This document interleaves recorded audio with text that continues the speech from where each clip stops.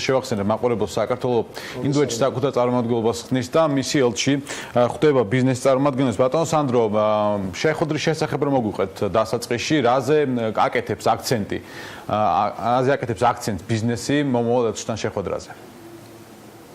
მე ერთი ძალიან მოკლედ მინდა აღვნიშნო რომ საგარეო საქმეთა სამინისტროსთან ევროკავშირის საქართველოს ბიზნეს საბჭოს ძალიან კარგი ისეთი მე ვიტყოდი პერსპექტიული თანამშრომლობა აქვს ჩვენ რეგულარულად ვაწყობთ ახალ დანიშნულებებთან შეხვედრას ბიზნესის წარმომადგენლების დღეს ინდოეთში ჩვენ ახალ ელჩთან არჩილ ძულიაშვილთან ბიზნესის წარმომადგენლები ისაუბრებენ იმ პერსპექტივაზე თუ რაში შეიძლება და თქვათ რა პროექტებში შეიძლება ჩვენმა საერთოდ ხელი შეუწყოს ბიზნეს კომპანიების წარმომადგენლებს. მე ვფიქრობ რომ ესეთი ტიპის თანამშრომლობა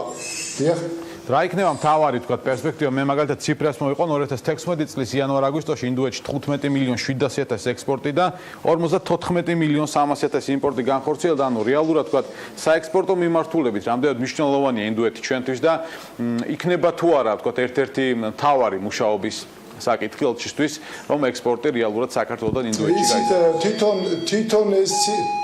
ეს ციფრები არ არის იმის მაჩვენებელი, რაც მართლაც უნდა იყოს ინდოეთთან, ვინაიდან მე ვფიქრობ, რომ ინდოეთს განსაკუთრებულად დიდი პოტენცია ვაჭრობის და ეს პოტენცია გამოსაყენებელია. სწორედ აი ამ საკითხებზე იქნება საუბარი ელჩთან და მე ვფიქრობ, რომ ჩვენი საელჩო ელჩი პირადად ძალიან დაინტერესებული, რომ სწორედ დახმარება გაუწიოს ქართულ კომპანიებს ბიზნეს ურთიერთობების დამყარებაში ინდოელ პარტნიორებს. ბატონო სანდრო, რომელი სექტორის წარმომადგენლები ეშლებიან შეხვედრას ინტერესს საიდან? ელჩს მიცემს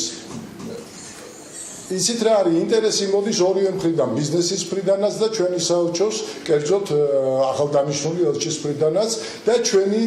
საბჭოს მხრიდანაც ვინაიდან ესეთი ტიპის შეხვედრები და კონსულტაციები ყოველთვის დადებითი შედეგის მომცემი არის. დიახ, ბატონო სანდრო, მინდა გითხოთ, რომელი სექტორის წარმომადგენლები იქნებიან შეხვედრაზე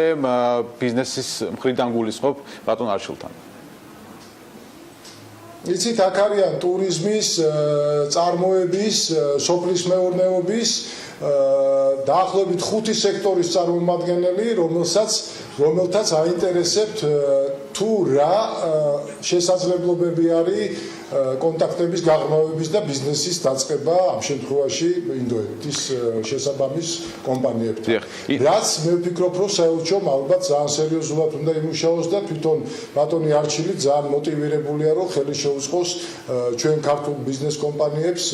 ბიზნეს ურთიერთობების განვითარებაში ინდოეთში. კი ბატონო, და ჩემი ბოლო შეკითხვა ინვესტიციების მიმართულებით, აქაც თქვა 2015 წელს 220,000 დოლარის ინვესტიცია განხორციელდა ინდოეთიდან, რაც საკმაოდ დაბალი მაჩვენებელია.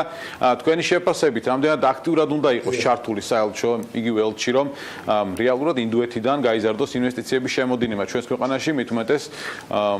პოტენციალი ამის შეიძლება იყოს მართლა ძალიან კარგი.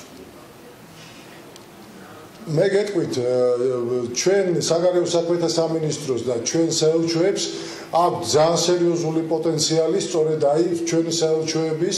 ელჩების თელი შემადგენლობის სერიოზული მუშაობის ამ მიმართულებით და მე ვფიქრობ, რომ ამას განსაკუთრებული შედეგი ექნება, ვინაიდან სწორედ ეკონომიკური მიმართულება, ინვესტიციების მოზიდვა უნდა იყოს ერთ-ერთი მთავარი საელჩოებისთვის და პირადად ელჩისთვის. მე ვფიქრობ, რომ ეს